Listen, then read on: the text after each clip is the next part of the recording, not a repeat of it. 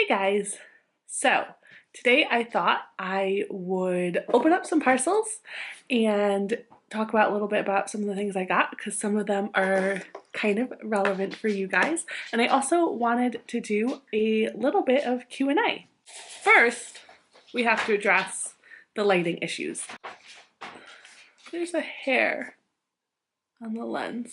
I normally have a daylight bulb in my living room, front room, office that we are in now, and it blew out, burnt out, popped, I don't know, it broke. The light broke the other day, and so we replaced it with this yellow light.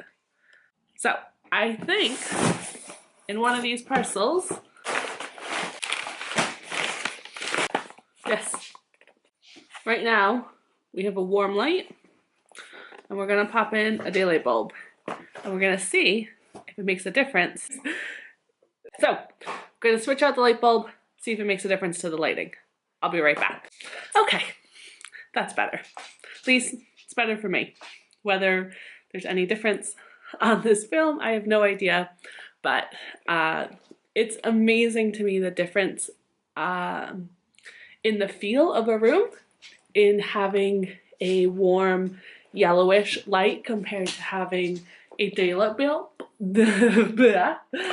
A daylight bulb. So daylight bulbs feel like you don't even have the light on, especially we have a window in this room.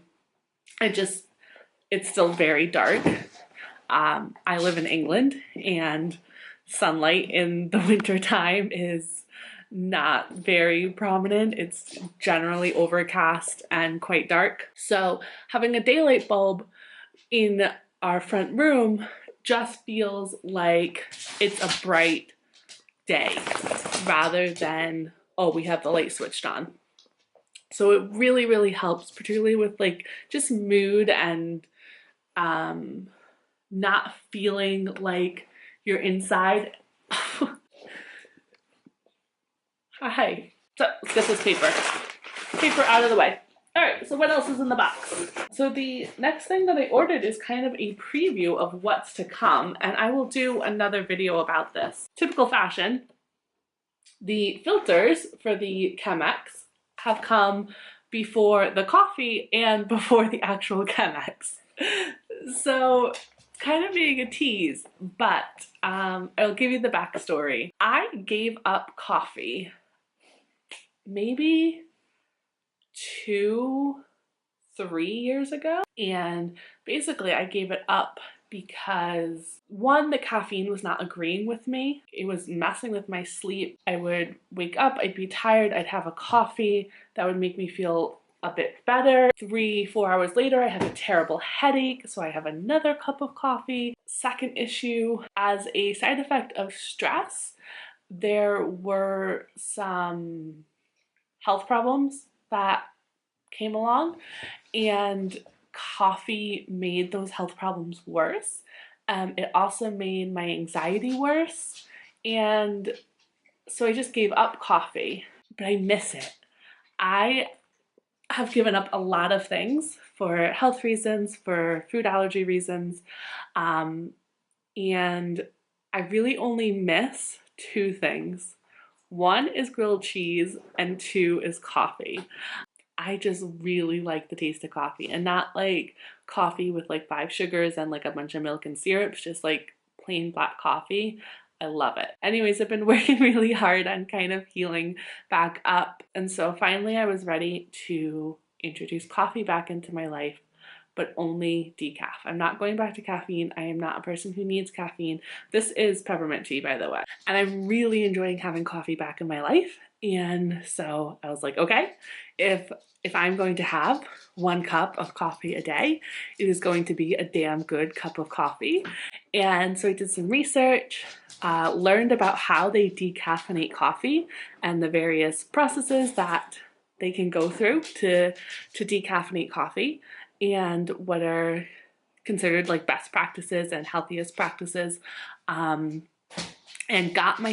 found a supplier in the UK of gourmet decaf coffee. They do like a sample pack, and I'll share it. I'll do another video when it comes. Then what's the best way to brew your own coffee. The consensus seems to be a Chemex, so we are giving it a go. So that's not arrived yet. Like I said, the coffee's not arrived yet. The Chemex has not arrived yet. So when all that comes, I'll make another video about decaf coffee and my love for decaf coffee. But for now, I have filters. That's fun. I don't just want to open mail. I also wanted to answer some questions. We're doing combination Q&A and mail time. So I asked on my Instagram, which is @JolieCreates, for people to send me questions, which I would then answer in one of these videos. And I have my handy dandy post-it note with some of the questions that I got. If you have questions you'd like me to answer in another Q&A video, you can leave them in the comments below or come follow me on Instagram. Okay, so the first question that I wanted to talk about today was, how do I find time for the biz that I'm building, maybe it's like a little side hustle, while also working full time, or while also raising kids, or while also going to school, like whatever it is. Like, I think a lot of people are struggling with the issue of finding time for it all. How do they, do the main thing that they have to do, but also find time to build up this side business that they love? If you don't follow Gary Vaynerchuk on YouTube and social media, you should. Now, be forewarned, he does swear a lot. So if you're not comfortable with swearing, maybe he's not up your alley, but he talks about the side hustle a lot. And he talks about kind of the golden hour between like 7 p.m. and 2 a.m., or maybe it's 9 p.m. and 1 a.m. if you have kids, and using that time. Because how are you spending that time right now? I mean, to be honest, a lot of people, I think, between 9 and 11, maybe watching TV, or doing something relaxing, right? Like they're not working on their business. But if you truly want both things, if you truly want whatever's taking up your majority of the day between 9 and 5, and this side business that you really want to make bigger, you've got to sacrifice. When people come ask me this, I just ask them to audit their time. Think about how you're spending your time. Write down everything you're spending your time on. You have housework, you have kids, you have work, school, your business, you have family, you have date nights, like whatever it is. How are you spending your time? And if you have a show that you love to watch, like, okay, that's part of how you're spending your time. Write it all down. And then look at that list and think, do I have to be doing these things? Is there anything that I could just simply stop doing? Is there anything that I can delegate? Don't be afraid to ask for help from other people in your life. Can you hand off childcare for an hour a week? Can you make your partner more involved with the housework or the chores, or whatever it is? Is there anything you can delegate? Maybe hire someone to do if that's an option for you. Just think about that. Think about what can you get rid of on your plate.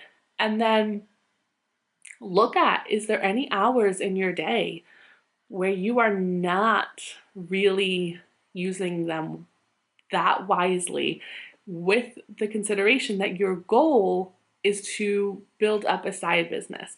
If your goal is to just, live a happy life, then just keep doing what you're doing. But if you're coming to me and saying, I don't have time for my main gig and my side gig, and I really want time for both, then you really have to look at what can you be giving up. Are there times where you are just lazing about, where you're messing around on Facebook?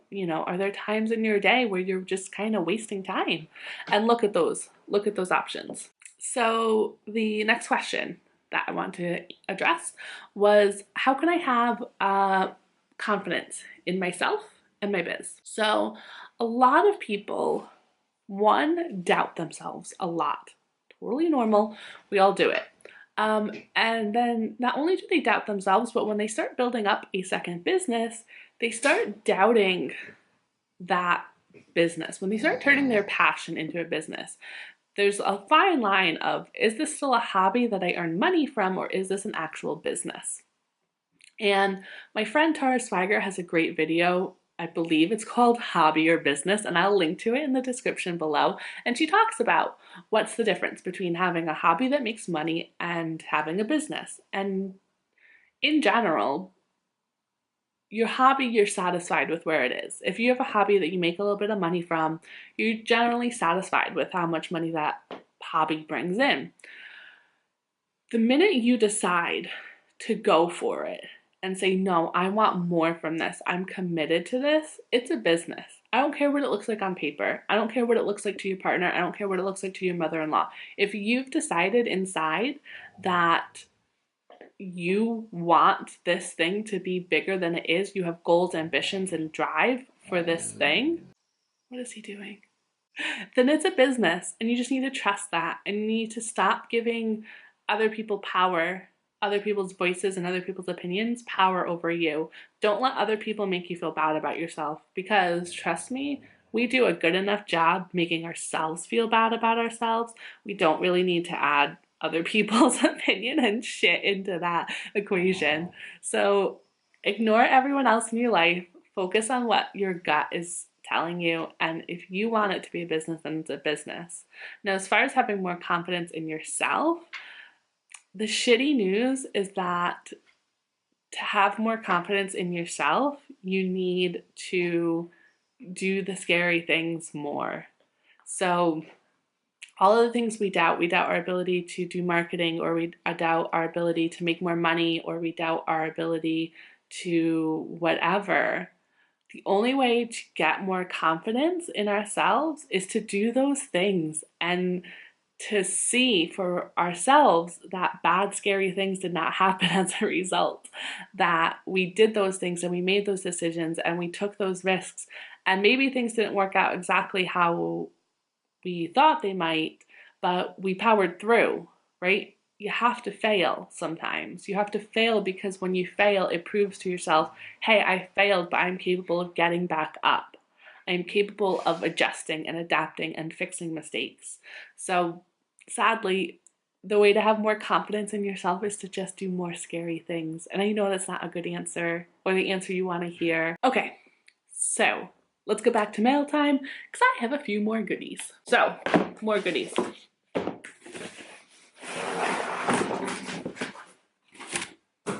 I don't like surprises. I like knowing how movies end. And so I really, really, really like rewatching movies because I already know how they end. And it just makes me happy to kind of relive that experience. So it's kind of a tangent to one of the items I got. This is the Pulp Fiction screenplay. I kind of hate this movie. I've not actually made it all the way through because I just don't like it. But I thought that I would see what reading the screenplay is like, because I like reading books. I read more than I watch movies. Then I thought it'd be interesting to then try and watch the movie after I kind of already know the ending. But we'll see. So this is an experiment. I will let you know how it goes. Then, lights. And I needed a bedside light. So this clips. It clips quite far open. So one of the problems that I always have with these things is our bed, our headboard is quite thick. And all of these clip-on lights open like, I don't know what they're clipping onto. Or it can just stand. It's very bendy and flexible, and it's touch. So let's see, that's 1 touch, 2, 3, and then off. And it charges via USB. So I'm excited because this will help me read at night. I always end up reading on my phone, like on the Kindle app. But then because I'm on my phone, I get really distracted by Facebook and Instagram notifications, and I should just put it on Do Not Disturb, but I still just end up clicking over to the apps. It's not good. So I need to read physical books at night, but I don't like having the bedroom light on, because then I have to get up and shut it off, and That's not that fun once you're in bed, cozy. So the last thing is the thing I was most excited about. I got a new planner for 2018. So I know I've been using a bullet journal for what, like 2 years now. And sometimes I go away from the bullet journal and I always come back and I say, oh, I'm not going to give up the bullet journal. Love it too much. I don't want to spend my time doing spreads in the bullet journal anymore. It's just not where I want to put my energy right now. My struggle was I never found a planner that was like exactly what I wanted, that was laid out how I want. And so I always got frustrated with whatever version of a planner I was trying. And so I'd go back to the bullet journal because I could do it myself. This one though, this one's different. This one I'm excited about. This one I think I really like. So this is the planner. It's called the Law of Attraction Planner. So if you're looking for it, I got it on Amazon. If you're looking for it, that's what you want to search for. And it's an undated planner, so you can start it anytime. It starts out, it has this cool planner index, so you can mark down the page number and any notes you've made, similar to how you would do in a bullet journal. Then it takes you through a bunch of goal setting stuff. So, explaining like what the law of attraction is, the steps,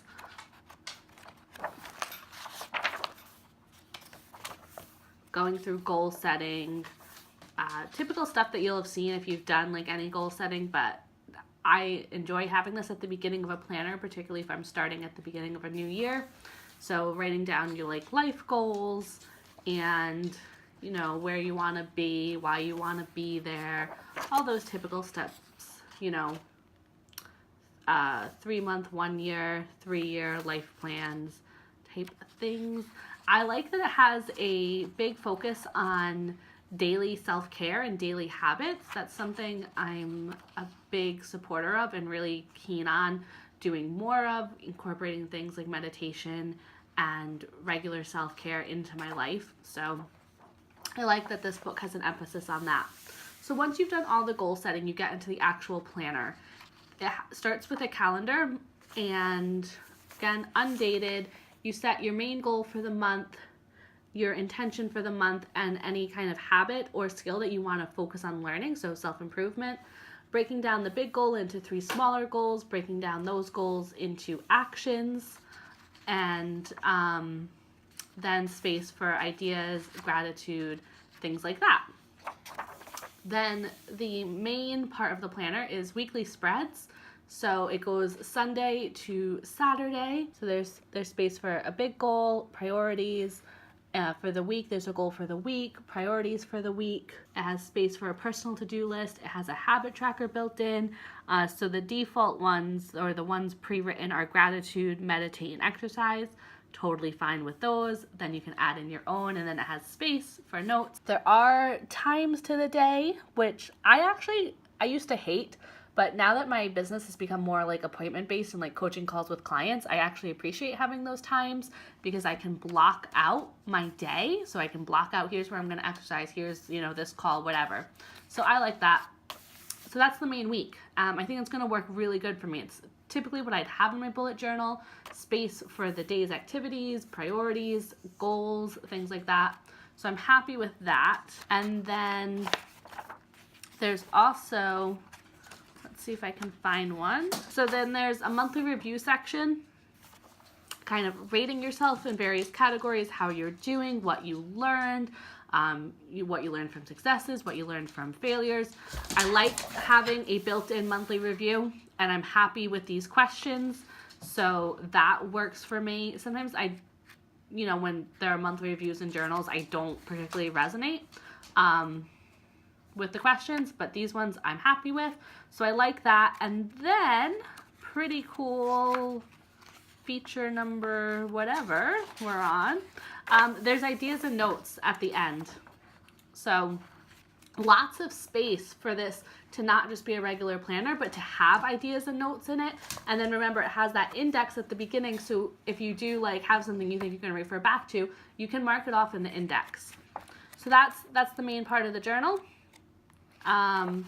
It finishes with quite a substantial section of blank pages for notes, and it also has a little how to use this planner. So all of that bit at the beginning about goal setting, it kind of gives you examples of it all filled in,